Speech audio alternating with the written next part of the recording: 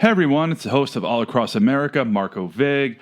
Thank you for being a listener. The show is free, of course. All I ask of you is that you share it with friends and give us a review on Spotify or Apple.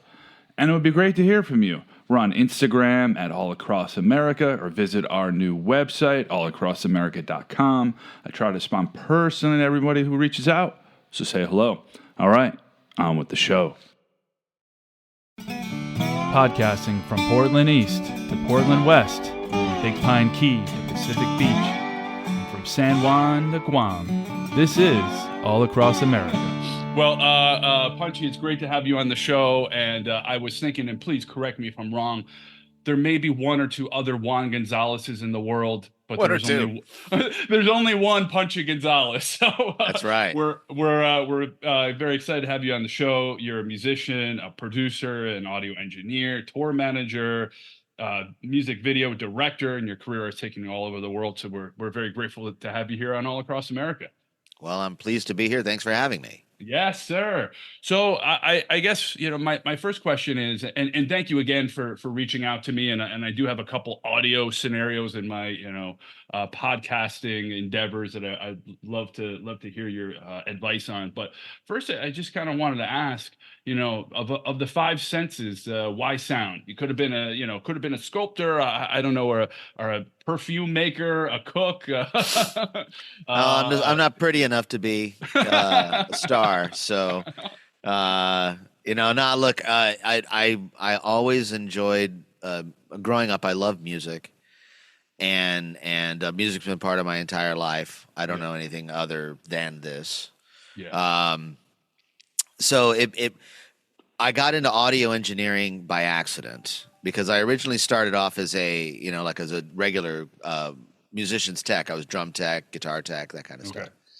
And I went out on a tour, and the sound engineer wasn't going to show up for like about a week before into the tour. So we were using house sound engineers on for the dates, and I would go out there to find a house and just kind of dial it in and say, okay, this is kind of like how he wants to hear the show. So now I'm going to go back and do my other job. And the lead singer of the band was just like, well, we just like what you're doing. And so the next tour that I did, I was their sound engineer. And then from there on, I picked up other bands and just kind of like continued on as my career as a sound engineer. And I got into recording basically because I'm cheap and the cost of studio time is insane. And I figured that I could buy the gear that I needed, especially at the time that I was getting involved in it, the advent of computers and digital, the ADAT systems and things like that came into play. So it reduced the overall cost of going to a recording studio, and it gave people more time to be able to work on their own music. This would be the mid '90s, and so I basically had to learn everything that I needed to do to be able to make my own music. And then once you amass enough equipment together and you kind of know what you're doing and people hear what you're doing, then suddenly you're working for other people doing the same thing you're doing for yourself. Right. And it just kind of worked out. I didn't go to school or anything like that. I mean, Lord love the people that do go to recording school, etc. But to me, it was the University of Hard Knocks. I had to do it. And when someone puts a gun to your head and says, okay, do it, you do it or you don't, right? So a lot of trial by fire. And, I guess it's arguable whether or not the stuff I make is good. That's always subjective. That's always up there. A lot of critics out there in the world. Sure. One person's good is another person's trash. So there's an old joke, everybody knows two things in their life, the way their butthole smells and sound. So there you go. So let me ask you this: have you, you saying, you basically learned on the job, the hard knocks approach as opposed to people who went to school for this. I'm sure you've come across and worked with those folks. How do you think their approach has been different than yours? And well, I mean, a very close colleague of mine is a graduate of Full Sail, and he's a very good engineer. Yeah. And he's also done touring and done all of that stuff. I don't know. You know, it's a good question. It's like, I mean, I know people that are hard knockers and they're also terrible. So I mean, but they, you know, they're Yeah, they've probably been practicing their mistakes for 20 years. yeah, and they don't know anything else, and they just kind of do Yeah. it that way. And you know, everybody's got their own approaches to things. I'm very extreme in the way I approach my engineering because everything has to work first, and then once it works, then okay, we can get artistic at that point. And so some people would say that, you know, when they listen to what I do, they're like, wow, there's like extreme cuts and these type of EQs and whatever. And it's like, but then I listen to their records and their records sound plastic to me and they sound boring. Right. Yeah. They don't have any excitement because they're not making the speakers push and they're not doing these things that I want to hear, you know. And so I guess my approach is different than others, and I can do their approach. I just don't know if it's fun. So I have to be enjoying what I'm listening to before I feel like anybody else can enjoy it as Fair well. enough. That makes Yeah. sense. So you have a home studio? Or are you still producing and engineering records for other folks, for other Um, bands? And I used to have like my studios have always been home studios, but my previous facility it was like it was a 4-bedroom home, and I had converted the 2-car garage to I say garage, not garage, because I was corrected one time in England. yeah, that's For that. definitely an And English way of saying it. Yeah. Yeah. I was corrected one time in England, Yeah. and then ever since then I've called it a garage. You know what I mean? So I'm like, well, you know, okay, you know, some English guy corrected me, Yes. so I might as well go ahead and roll with it. But I had a 2-car garage, and I converted it into a control room. So it was this massive control room. You know, I bricked up the door and all that stuff. Did the wall within a wall. I did all the treatment. I did all that nonsense, but I sold that house, and I also don't do the types of recordings that I was doing in the past. So I don't record giant drum sets and guitar rigs and all these things. The modern technology has allowed me basically to kind of really just downsize. So when I moved to my new place, it's more of a family home because also when I had that other house, I didn't have kids. Now I have kids. Right. So I bought a house. That works. I bought a house for kids and then spent about 70 grand building an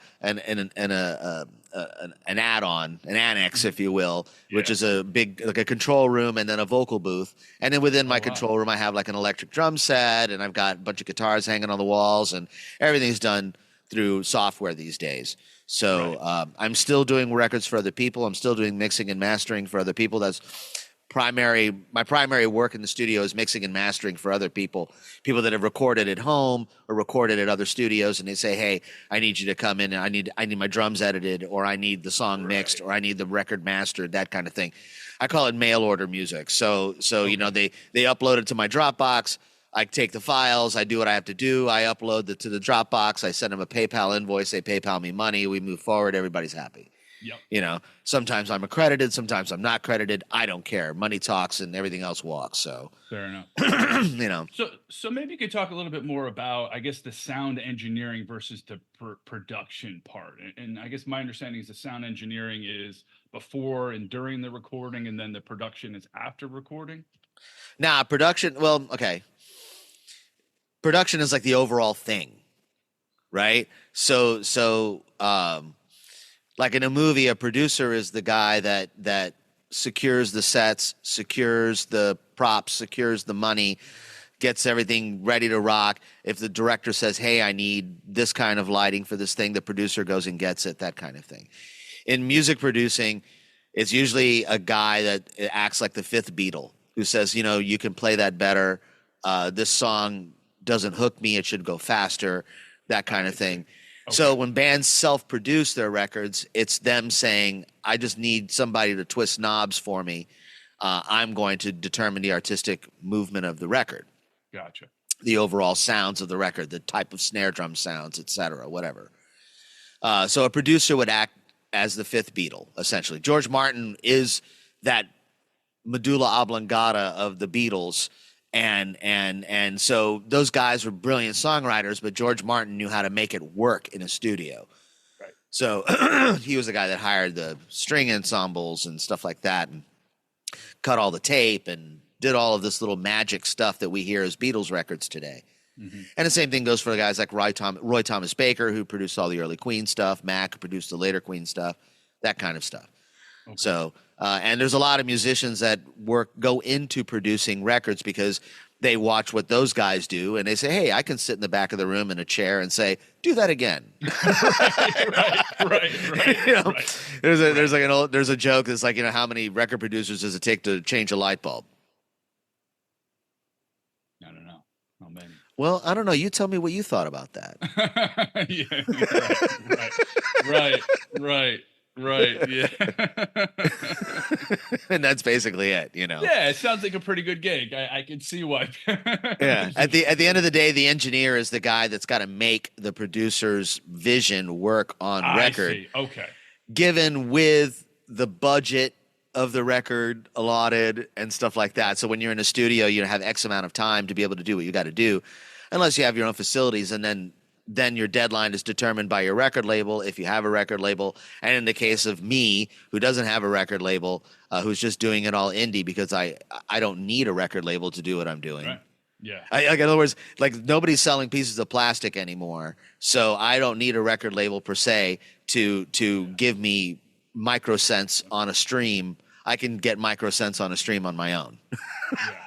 Yeah. Right. So, and then I'm not beholden to anybody else's vision as well. Now, if some label say, "Hey, listen, I'm going to advance you $20,000 to make a record," okay, I'll take it. Yeah. I'll take it because like it is the music business, not the music friendship, and business is a bigger word than music, and that's a Dolly Parton thing, by the way. Really? Okay. Yeah, she says that when you look at two words, music and business, which one's the bigger word? So that's my best Dolly impression. I'm sorry, but don't quit. Keep working on it. Keep working. Don't quit my day job. Yeah, I'm not going to get into a Dolly Parton tribute anytime soon. So I just don't have the hair for it. Well, my understanding is neither does she. Probably. She probably wears wigs just like the guys in Kiss do. Why not? She does. In fact, I used to, and I love Dolly Parton, and she's the first one to make fun of herself. But I used to live in Scotland, and one of my friends who lived in, I'll use this British term, flat next door, worked at a hotel, very high-end hotel, and Dolly Parton came to town, and she brings her own microwave. Good for her. Yes, and the microwave is not for food; it is to make her wig warm. Okay. Sure. Sure, man. So she's got a whole collection of wigs. So don't let not having hair hold you back from your Dolly Parton. It certainly didn't. It didn't hold back Shatner. You know what I mean? There you go. And so the mixing stuff that you do, so we've talked sound engineer, there's the producer, and then there's the mixer at the end once the recording has happened. Well, engineering and mixing are kind of the same thing. I see. Okay. They're the same thing. A recording engineer is much different than a live sound engineer because a recording engineer, the venue is the recording. A live sound engineer has a different media every day. Yeah. So every room is different. Every room sounds different. Every room is shaped different. Every room reacts. Like your mix position might not be the best in a venue that you're just coming into, whereas in a recording studio you design the entire room around the mix position. That's the whole point, right? Yeah. Right. Whereas you're touring, you might have been playing the Buffalo Sabres that might have been skating around the night before, and then you've got a music act, and then the circus comes to town the next day. Right. And they try to make the mix position a realistic place in a lot of these venues, but sometimes you get into a theater and you're not center, you're off to the side. And so you have to then mix the show based on the way it sounds in the middle of the room, and then you go back to your mix position and go, oh, wow. So in order to make it sound good in the middle of the room, the guitars have to be super loud where I'm at. And then you wind up mixing your show that night painfully with guitars too loud, because you're trying to make it sound good for everybody else in the room. Because if you mix it where it sounds good where you're at, then it may not sound very good in the middle of the room where the patrons are. Okay. And then again, then everybody turns around and flips you off and does all these things, or they they go on YouTube or they go on the Facebook or whatever and say, "Man, it sounded like crap last night." Then you get fired. It's like that. Right. So. What do you think are the worst style venues to perform live in terms of sound quality, and what's the best? Well, they all have their positives and negatives. Right. So I've been in super awesome treated theaters that sound like you're recording, like a record where you're at the mix position. It's fantastic. Right. Yeah. And then I've mixed in arenas where there's a 5-second natural decay in the room, just because sound is bouncing around. And if you have super fast music, it just turns into literally a swarm of bees because the sound isn't decaying fast enough for the next sound to come through. Okay. I used to mix a death metal band called Morbid Angel. Right. And I don't know if you know anything about death metal music, but it's super fast music. Right. And we were opening for Pantera in arenas, and we had a 30-minute set and no sound checks or anything like that. So I didn't even really get a chance to hear the band before they started playing. And you're fighting this room, and you got to make it sound clear. And so you have to change your approach to how low end comes out of the PA, because low end has to be tight and high end can move around a little bit. I mean, it gets very difficult. Luckily on that tour, we had really great systems engineers that knew how to dial a room in, so that when I came up as one of the 4 engineers of the night, you kind of like get a basic starting point, and then you go, okay, I got to fight this room, and I've got 30 minutes to make this sound good, and then the show's over, and then it goes away anyway. And it was before the advent of phones and all of that stuff, so there's no record of my lameness in certain venues. There's no record of it, except for maybe some shaky VHS cam that snuck through, but other than that, it's it didn't quite work out that way. But I really. Mixing outdoors at giant festivals is really fun because there is no natural decay. Okay. Because there's nothing to bounce off of, but you're also a football field and a half away from the stage, and your mix position will sound different than it sounds on the floor, 10 feet below you, because you're on a tower and it's 10 feet below you. One of the biggest shows I ever mixed was 250,000 people in Bogota. I did this. It's a festival called Rock al Parque, and it's a government run dry festival. There's no alcohol or any of that stuff like that on the festival grounds. 250,000 people, and it's live simulcast on national TV. So they take your board mix, and then that goes to the camera feed, and then they've got multiple cameras and stuff. They're shooting the band very MTV style, and it broadcasts on TV for the people that live in Medellin or whatever, don't live in Bogota. Because the festival is also free to the people. It's the story that I was told was that after the fall of Pablo Escobar, who apparently used to put on these massive outdoor festivals for people to keep his popularity up and keep the government away from him. Right. Well, when they took him away, also all those festivals went away. So the government started making their own festival. Uh-huh.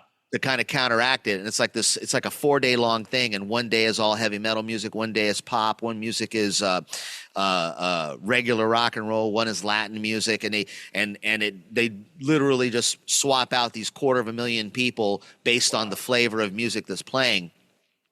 And then they air it on TV, and it's a big deal. Yeah. But my mix position, if you can imagine, was about, I don't know, like 3 football fields away from the stage. So the stage looked like this little tiny, like little square as far as perspective. And you need binoculars. Yeah. And they didn't put the mix position in the middle of the festival grounds. It's off to the side. So I'm mixing on near field monitors, as if I was in a studio. That's what I'm listening to. And there's a PA that's shooting all the way to the left of me. So like that particular show, or because I did it a few times, those shows I would go out into the crowd, and I would kind of listen to what the guy was, whatever band is on stage. I would kind of listen And then I would climb up to the tower and then listen from up there and go, okay, so in order for make my band, which is going on in, an hour and a half or whatever, in order to make my band sound good, I have to mix it like this in these near fields so that it sounds good down there. You have to, there's a lot of guesswork that you can only hope that you do it right. So, I mean, obviously I know what I'm doing, but you still, at the end of the day, there's a phrase that I coined that says that the sound guy is the last guy to know that he's deaf. Okay. Right? Right. So the first person that knows the sound guy is deaf is the audience. Right? And then the next person that knows that the sound guy is deaf is the band, because they hear everybody in the audience going like making that face like, it sounds terrible. And then there's that meeting in the dressing room later on where the band's like, hey man, I understand that you kind of suck.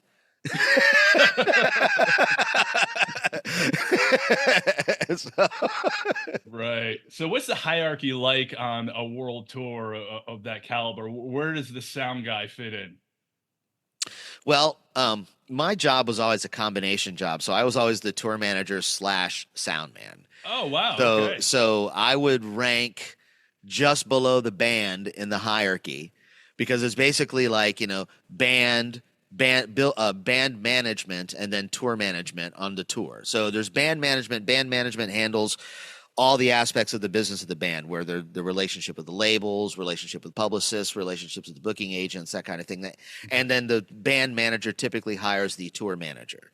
And the tour manager there answers directly to the band manager when it comes to finances, and answers directly to the band when it comes to how the band wants the tour to move forward. Like if the band wants to do a day off on certain days or whatever, or day off like at a certain place, because your days off are determined by your routing.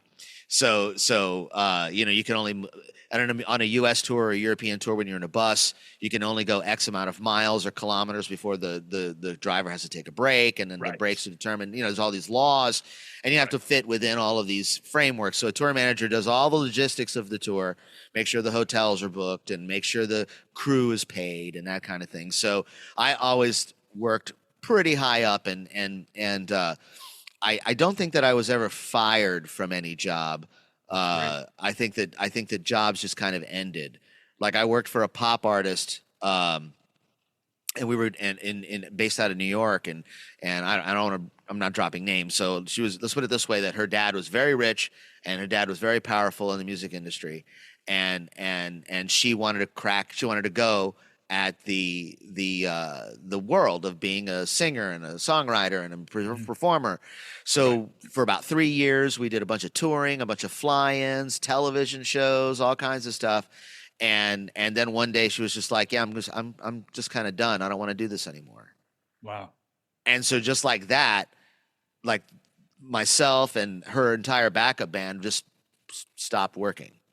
Wow. For her anyway, you know what I mean? Yeah. And I mean, I don't have any bad blood or anything like that. But it wasn't even abrupt. I was at the time, because she wasn't working so much, I would take other jobs in between her jobs, and I would always because I was retained, I would have to give her preferential time treatment. So like if she said like, hey, in July I'm going to be doing this, then I'm not booking anything in July. Yeah. She gets preferential. So when that job ended, I was like, oh, okay, sure. I mean, it is what it is. It was a great run. Took it personally, and it was a great run. And how has the music business been for you? And I mean, advice to people breaking in. Can you tell some of the stories that you took life lessons from? And oh man, I can tell you this: anybody that's interested in getting in the music business, the fantasy that you can be an outlaw and you can do this and you can do that, to a certain extent that's true. Mm-hmm. But the second that your outlaw behavior actually gets you in trouble with the law, it's going to prevent you from doing things. So for example, you can be a tourist, you can be I've never had a DUI, but like if you have a DUI, you can go to Canada as a tourist. They will not issue you working papers. Wow. So You can forget ever touring in Canada if you have a DUI. If you're a musician, you can forget ever touring in Canada if you're a guitar tech. And yeah, oh, yeah, they consider DUI on the level of like manslaughter as far as the law is concerned, right? If you go up to if a border guard ever asks you, "Have you ever been arrested?" and you say no, they know you're lying because they have the Interpol thing. Even if you were found not guilty or your charge was expunged, the question was, were you arrested? Right? So you can try to be cool, you can try to do all the if you have a drug habit or whatever and you need to bring your drugs across the board and the dog smells it, guess what, man? You're going to jail. Doesn't matter if you're a rock star or not. You're going to jail. Yeah. And I've had to bail people out of jails. I've had people arrested at border. I had a guy arrested at a border in Romania one time. Oh. You know what I mean? Like in Romania. You know what I mean? Like, what are you gonna do? Like what are you gonna do, man? Oh, what a crazy story that one was. We were crossing the border. I had this tour bus. It was like one of these mega tour buses in Europe. It was split level, and so it was like 18 people sleeping on the bus. Wow. And all the backline was located in backline, meaning all the gear, amps and drums and stuff like that, were all stored in the bay of the bus. And we're crossing into Romania and they pull us in and it's the winter and we have to drop off at one building and then we have to do this like death march of like 150 yards to this other building. And they start ripping apart the bus. And they find like a little day planner book. Right, this is in the 90s. So there was a little day planner book, and this guy who was on the tour had been rolling joints with it. Right, so in the binder of the book, nobody had anything on them, but in the binder of the book were like these little tiny fragments of like marijuana and hashish and stuff like that from joints that he rolled months ago or whatever. Right, well and it was just enough to get him arrested. And so he went to jail at the border. Wow. And we had to keep going. They didn't let us just stay there. They had to keep going. So I knew where they'd taken him. And so like that, they knew they were going to let us go. So I go walking back there, to let him know that, hey, we're going to call he's an Englishman. So we're going to call the British consulate when we land. And we'll let them know that you're here, so that they could deal with that legality and that on that end. And I hear this screaming at me, coming at me from the side, and it's this border guard, and he comes walking towards me, and he's screaming in Romanian. And I look at him, and I look at the guitar player guy, and I'm like, listen, we're gonna take care of this. But we got to get out of here. He screamed at me again. He slung his AK-47 and aimed it right at Wow. Like, because he knew that I couldn't understand him, but he knew that I would understand that. And I'm like, you got it, man. I'm out. You know what I mean? Like, because I definitely don't want to go to the pokey here either. No. And I'm out. This American is gone. Let's got two thumbs in his hat of here. This guy, you know what I mean? So, once you have an AK-47 pointed at you, you realize that no, you're not above the law, man. It's rock and roll, but you're not that cool. Yeah. I hope that's a decent story for you. Yeah, I mean, how long was he in the can for? I mean, 24 hours, man. Okay. And we luckily we had a guitar player that was in the other band that was able to learn that band's music while we were driving to the gig. Wow. Okay. And he was really good. And we'd been on tour for 3 weeks, so he already knew how they sounded, the songs, how they went. Right. Yeah. He just never played them before. So he sat there with the other guitar player in the band. And he learned the set and he played the one show. And then we had a day off to get back out. We were heading to Czech Republic, I believe. And he met us in the Czech Republic. And then we continued the tour at that point. Wow. All right. So yeah, you can get things done. And primarily those kind of stops are because they have to the border guards have to show that, yeah, we are making arrests. Yeah, we are doing our jobs. And they probably collected $1,000 from him in fines and sure.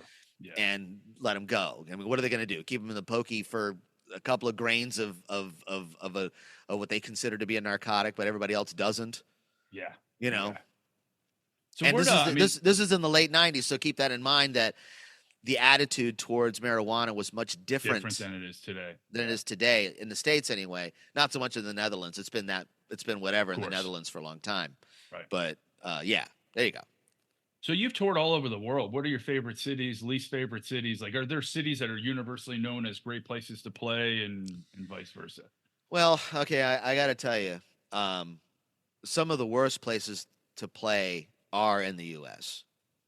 Really? and not because the venues are terrible or whatever. It's just the overall city itself is just really unwelcoming, Mm-hmm. and it's usually the major markets.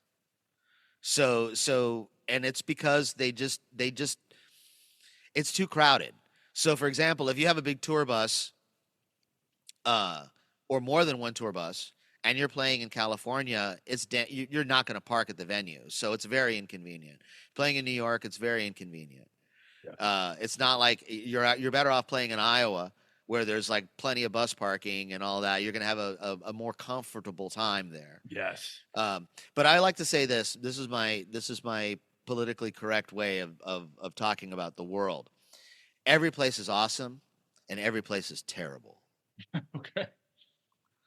And it has to do with the fact that because we have such a wide variety of cultures in the world, the best thing that we can do is keep it less homogenized. So I like the idea that when I go to Germany, if I don't have a functional knowledge of the language, then I'm going to be treated as a lesser than, because it's their culture and I'm visiting it. Right? I like the idea that when I go to Japan, I'm a gaijin, and no matter how nice everybody is to me there, at the end of the day, I am that stranger, and I do conduct myself with as much decorum as I possibly can, based on the local cultures. Um, but that's the beauty of it. The reason why Japan stays Japan is because Japan keeps Japan Japan. Right? And I think that what's happening is there's a lot of places that are losing their national identity because we're being a little bit too permissive with the homogenization of culture. And that's the hard part. That's the hard part, because you want to be welcoming, but at the same time, you want to be welcoming to something that is interested in doing the same things that everybody else in the club is doing too. So, for example, it's really cool to get a bunch of break dancers in your club, but if you're running a goth music club, it doesn't really fit. Yeah. And you're changing the music to accommodate the break dancers. Well, dude, nobody really asked you to come here, did they? and if you want to do break dancing, what are you doing going into a goth club? Yeah. Right? So that's my terrible musical analogy to talk about the differences in the world.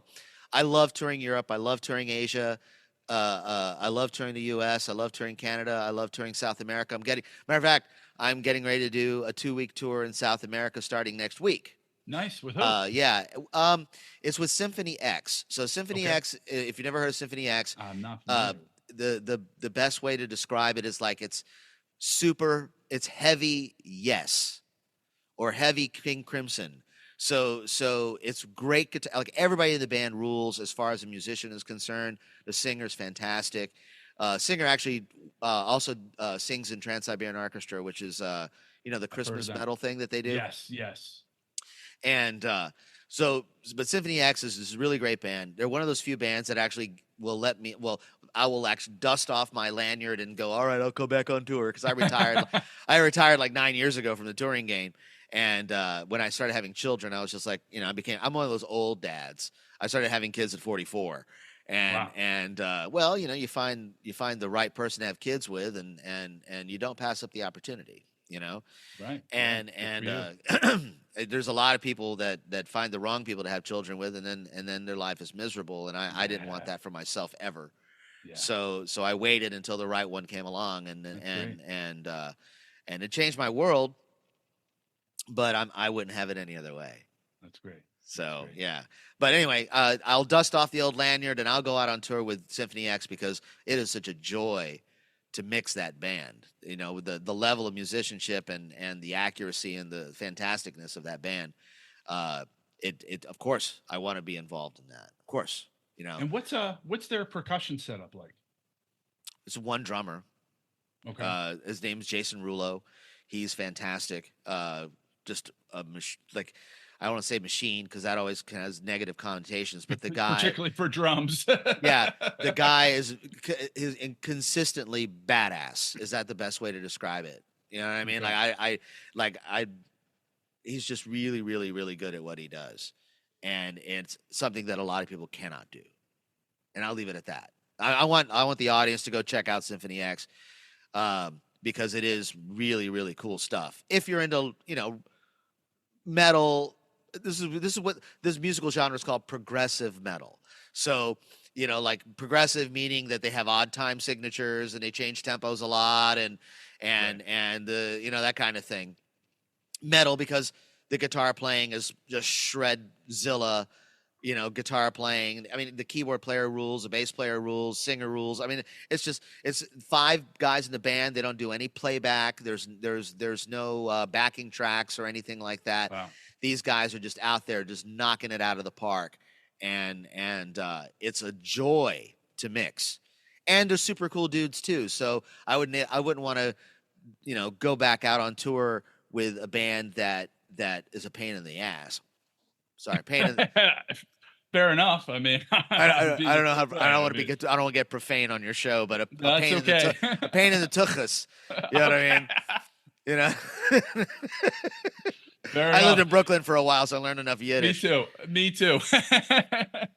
Where at in So, Brooklyn? Where you at? I was in Park Slope, so I was I was there in for. Williamsburg. All right, all right. You were in the spot. You Right were on in the. Broadway.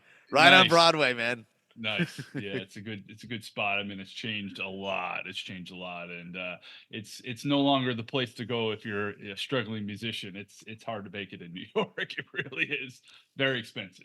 But so you were talking we were talking about drums and backing tracks, and I mean one of the most disappointing concerts I've ever been to was the Vermont Reggae Festival, and maybe that was my that should have been my cue going to see reggae in Vermont. But I think it was Buju Banton, and he performed, but it was all canned backing tracks. What are your thoughts on that? What are your thoughts on we were talking about percussion and which I think is probably of all instruments most susceptible to loops on various Yeah. DAWs. What are your thoughts? Yeah, with the advent of playback, the tambourine player's out, man. He's done.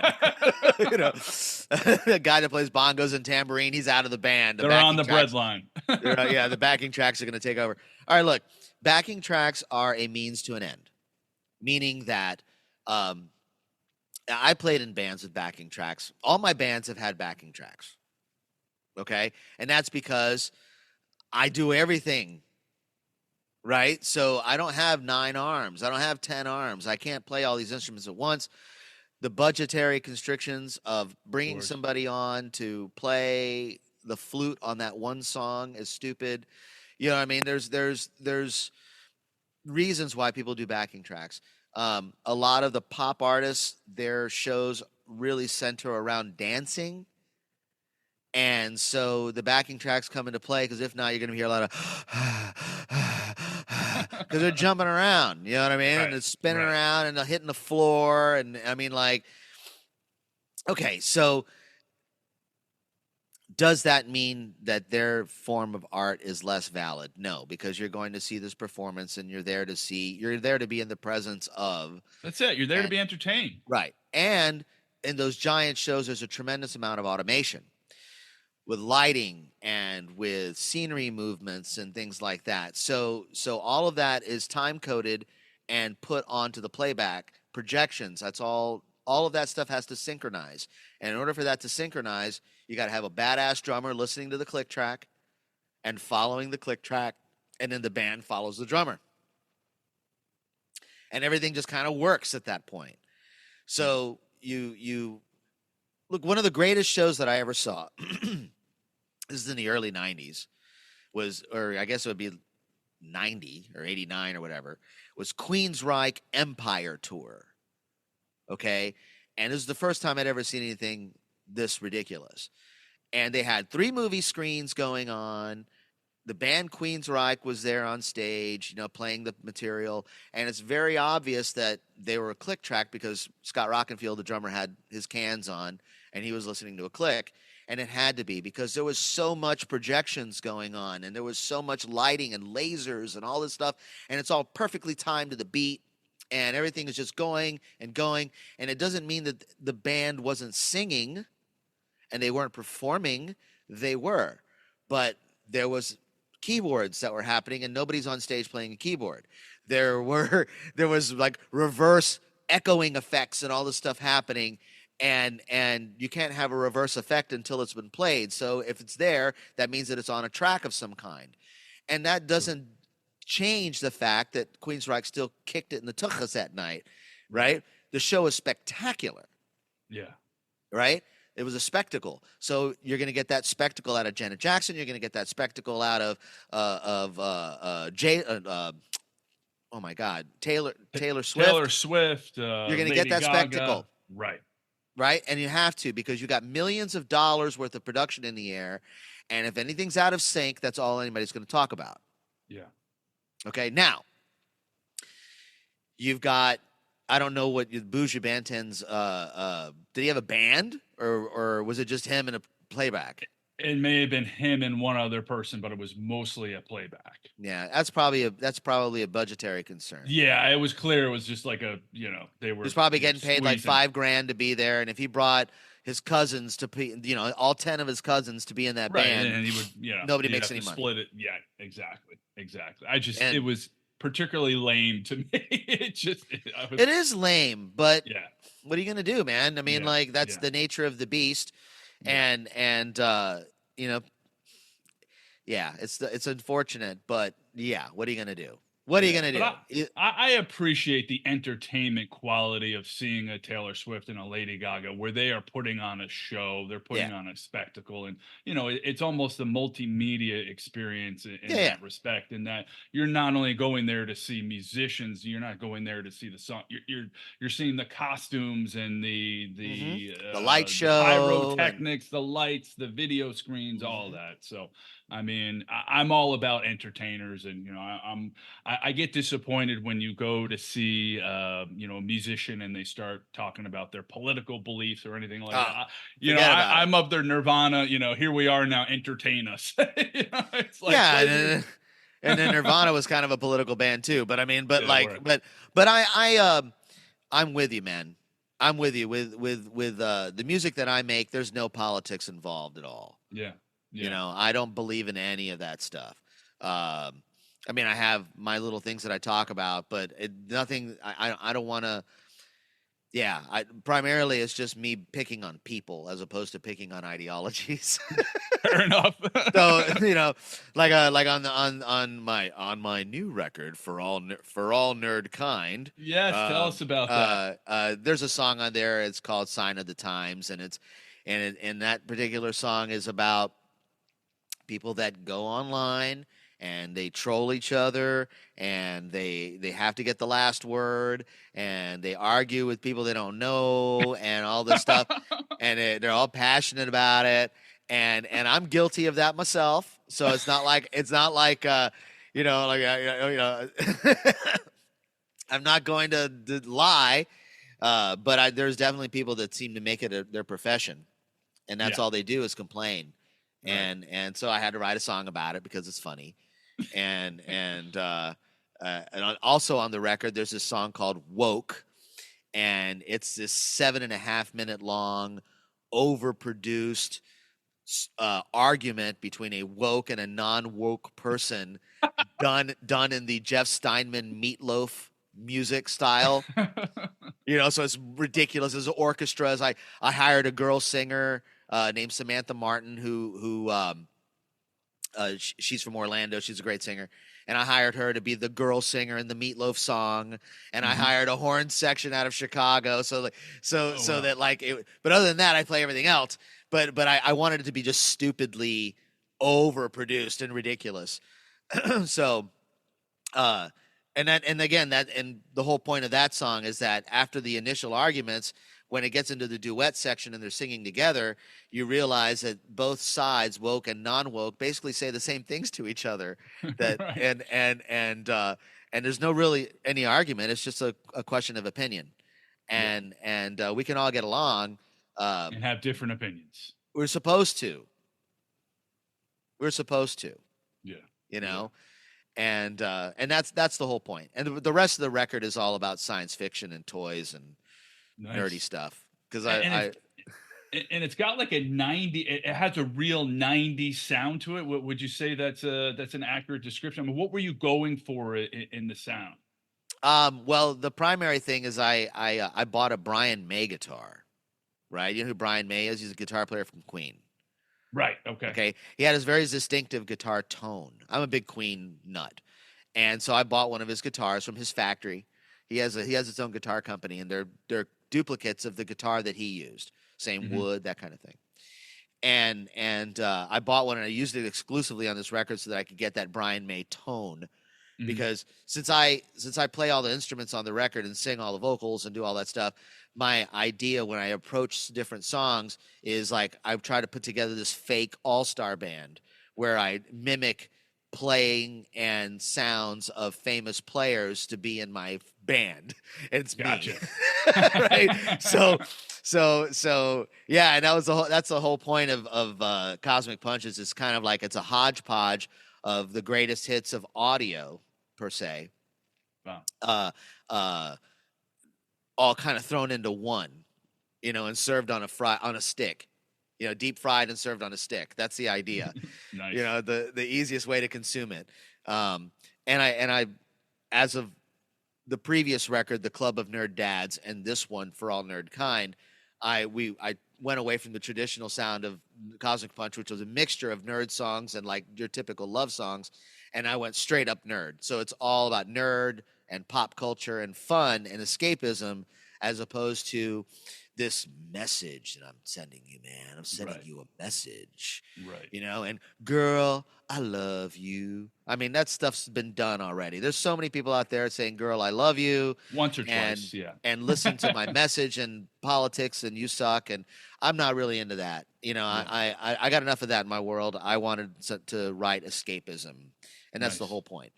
Yeah, I mean that's the whole point of music for me is to make you smile and to bring you back to other times in your life and good times or even to be sad for a moment and that's what it's all about to me. But you were talking about overproduction and how can you tell that a record has been overproduced versus underproduced and like what's your advice there? Well, I mean, your punk records are going to be guitars, bass, drums, singer. Right, Pretty simple stuff, right? 90-second songs, N- right? Yeah, real simple, very underproduced. I mean, a lot of the early Kiss stuff was very underproduced. It was guitars, that kind of stuff. Uh, Overproduction is like what Queen was doing, where they had what the Beatles were doing. They were adding symphonies and choirs and noises Right. and just really over the top stuff added to the sound. The woke that song "Woke" I was telling you about. It approaches like 100 tracks of audio. Wow. It's ridiculous. I mean, like it would if it was done in the old school, it would take 5 tape machines all synchronized to make them all work. Sure. And in computers, you can kind of get away with a lot of that stuff. Right. You can get away with a lot of overproduction because you can. Yeah. And all the songs are just there's just way too much going on. If you listen to the record with headphones on, it's very confusing. There's so much going on, and it's all done under the guise of like a pop rock song. And Gotcha. and to me, it's because I get bored with music easily. Once I hear it, I hear it. And if I already know what's coming up, I already know what's coming up. I like to peel an onion on a record, and I want to be able to keep peeling it and keep peeling it and hearing new stuff and trying to get into the mind of the person or the people that created it. Hmm. And when something's very black and white and very simple, then you get it right out of the gate, and you really don't need to keep getting it. There's nothing else to get. Fair enough. What are your some of your favorite records? Oh wow. Um, And particularly from the side of being an audio engineer. Wow, I should be prepared for this. Um, no, only because like it's kind of like saying, "What's your favorite food?" Well, what's my favorite food at this restaurant? Right. Or in Okay, this time of day, or yeah. yeah. So Same so thing. to me, I mean, like I can listen to that bare bones punk and that bare bones thrash metal and then turn around and listen to A Day in the Life by Queen or Mhm. by the Beatles and say, okay, see, you know, and I can listen to a Meatloaf song. I can listen to a hip hop song. I can get Run DMC and I can get you know King Crimson. I can get all of it. It's just a question of who's doing it the best. Right. And with the advent of a lot of modern recording techniques, uh, there's a lot of things that really turn me off in music these days. Okay. Like I'm really turned off by all the auto tune hip hop. That's just Yeah. ridiculous. It And it's been drives me going on nuts. for way too long. You know, it's been dated, I feel like, for I don't know, it's been 20 years of auto tune. Yeah, to me it separates the talented from the talent free. Hmm. And it's like to me, I don't think I wish we could go back to that time where you had to actually be good to do this. Right. Right. And I guess people could argue with me saying, "Well, you suck." Right? So who are you to say that, you know? Yeah. And I would just say, "Well, you suck because you don't have all the gear to make the records and I do." Yeah. Right? Yeah. And all you have to do is not listen. Yeah. Right? So that's all I have to do with these people is I don't have to listen. I don't Yeah, have well, to that's it. I mean, I everybody's got their thing, and yeah. yeah. I keep using this zucchini reference, right? Like I personally hate zucchini, right? I don't like the way it tastes. I don't want to ban it from the grocery store. And I can appreciate a state fair award winning zucchini that someone's grown that looks ridiculous and maybe it looks like the face of a Size of a president or baseball something. bat. Some giant zucchini. I can appreciate that, but don't cook it. Don't cut it up, cook it, and put it on my plate. I'm not going to eat it. Right. Right. So music again is not objective; it's subjective, 100%. and therefore, what I think sucks, somebody else thinks is awesome, and what Yeah, I think is that's it. awesome, somebody else thinks is stupid. So and getting back to your question of cities and countries, what I think is awesome, somebody else might think is Of terrible, course. and vice versa. Yeah. So Do, do you take on projects that, I mean, it's a business and we got bills to pay, and how has it Mhm. been for you? I mean, are you very selective in projects? Do you typically work in certain genres, or sometimes you find yourself working with I don't know, Dion wannabes? I'll go wherever the paycheck takes me. Primarily, Yeah, I'm gonna draw the line at like racist stuff and things like that. I'm not gonna get fair involved enough. in that. I remember years and years ago, I was working on a project that I thought was just punk music. I didn't know any Right. better until I heard the lyrics. Oh, And then when I heard the singer start singing, he was spouting off some nonsense. I was like, "Listen, gentlemen, I'll give you your music, but you can't record this garbage here, man, and you keep my yeah, name away from it." You right. know what I mean? I'm not going to get involved in any of this stuff, and I chastised the drummer who had come to my studio with a previous project that didn't remotely sound anything like this, and I Right. chastised him like, "Dude, what are you doing to me? You trying? What are you Yeah, thinking?" that affects your reputation. You could Of lose jobs course. because of that. Yeah. Yeah. Well, it's not just a question of that. I don't want to perpetrate it. Right. Yeah. We Yeah. fought wars in this country against that kind of ideology, Yep. and it can't continue. Yeah. Yeah. Well, good for you. Good for you. I mean, that's a clear line in the sand for most people, I would think. Sure. A Celine Dion wannabe. But yeah, it sounds like that's a job that you would take. And do you try to offer people direction, or is it you're trying to find out what their idea is, and you're kind of working with them? How does that work when you're working with musicians? Yes and no. I got guys that come in that I've worked with. They're like, "This is what I want it to sound like. This is what I want to do." And then at that point you cease to be an artist and you become a martial artist, and you just break the wood. You know, you just Yep. break the wood. Okay, there's no artistic way to break wood. You just break the wood. And then there's other times where people, you know, they value my opinion, they value what Yeah. I'm thinking, and they ask for it, and then I enter into that agreement in that respect. If I hear something that's bad, I'll say, listen, guys, you sure you want to keep that? That's pretty Mhm. awful. Yeah. And some people be like, yeah, man, yeah. I'm like, all right, so it's your Okay. record, dude. Yeah. Yeah. Your record, you know. Right. And then you know, you always have like that guitar player's like, turn on my guitars, man, too quiet. And I'm like, Of course. you Right. know, I'm like, because he's used to hearing his music with him the loudest on the stage. Right. You Center know, of he's attention. Yeah. exactly. And same thing with vocalists. So turn up my vocal and, you know, Yeah. sure. And then at that point, you say, look, man, you know, and then what I usually do in respects like that, I'm sorry, oh, what's your favorite record? You know, and I'll put up their favorite record in the studio, and I'll let them listen to what they consider to be a good sounding song.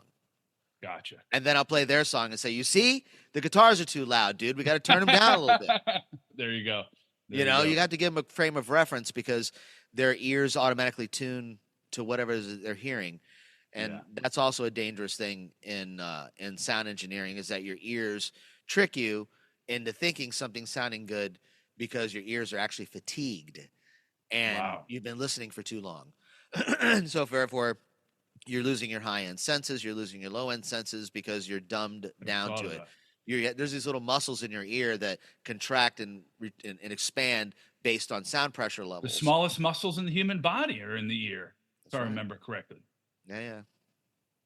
That makes sense. I hadn't thought of it that way. That yeah, you've got that muscle gets fatigued at the end of the day and listening to a lot of music. So let me ask you this: in terms of working with musicians, are there archetypal personalities for drummers versus lead singers, guitarists, bassists, piano players? I always make the joke that all drummers suffer from post traumatic stress disorder because they're hearing nonstop gunfire. Right?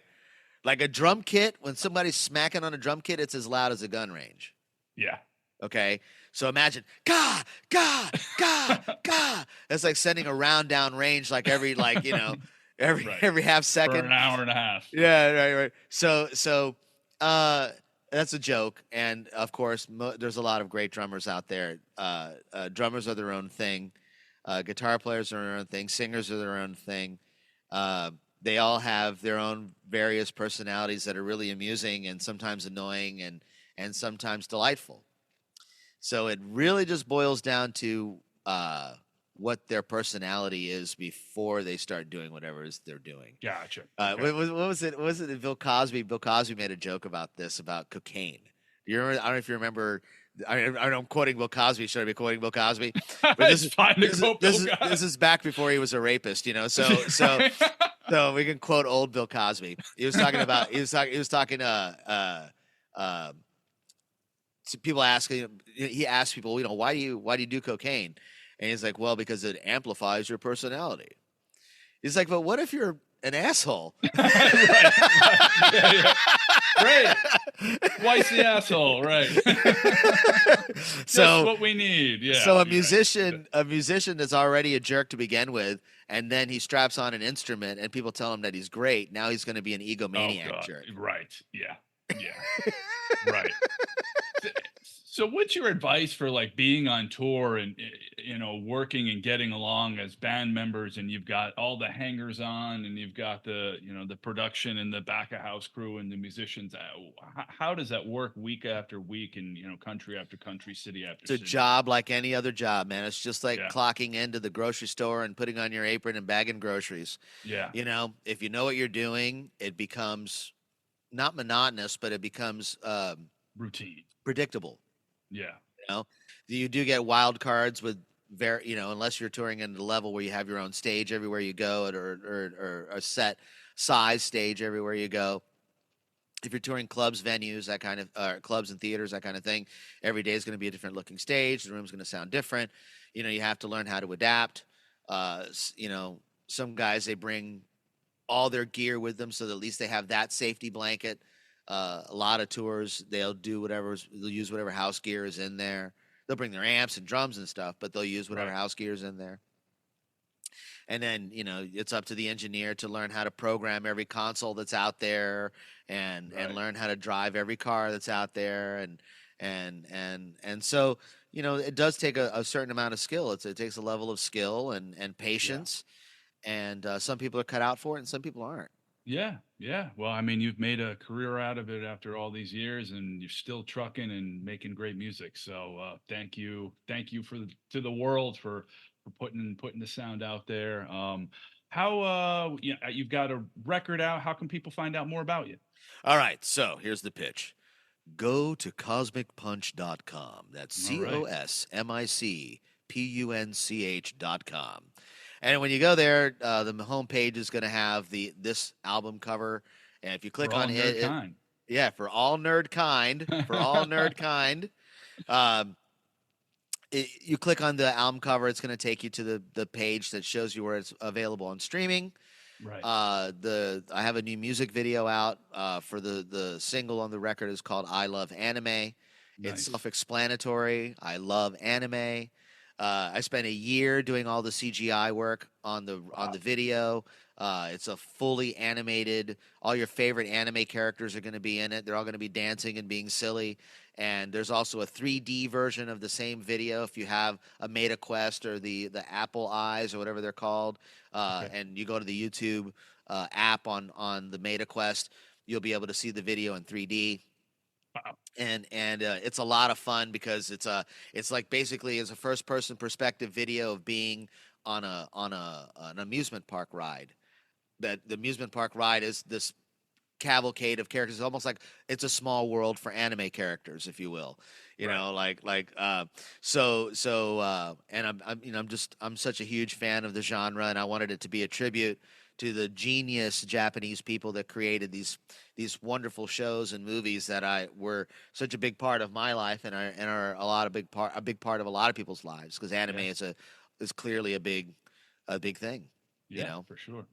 So, but the whole record is all nerdy stuff. I got a song about Star Trek on there, and a song about toy collectors, and I mean it's just nerd, and fun and escapism. So, check Nice. out all the records, check out the videos, and if you don't, then you are the jerk that everybody hates. All right. Well, cosmicpunch.com. Don't be that jerk. Check it out. And Punchy, it's been great having you on the show. Thank you for having me. It's been a pleasure.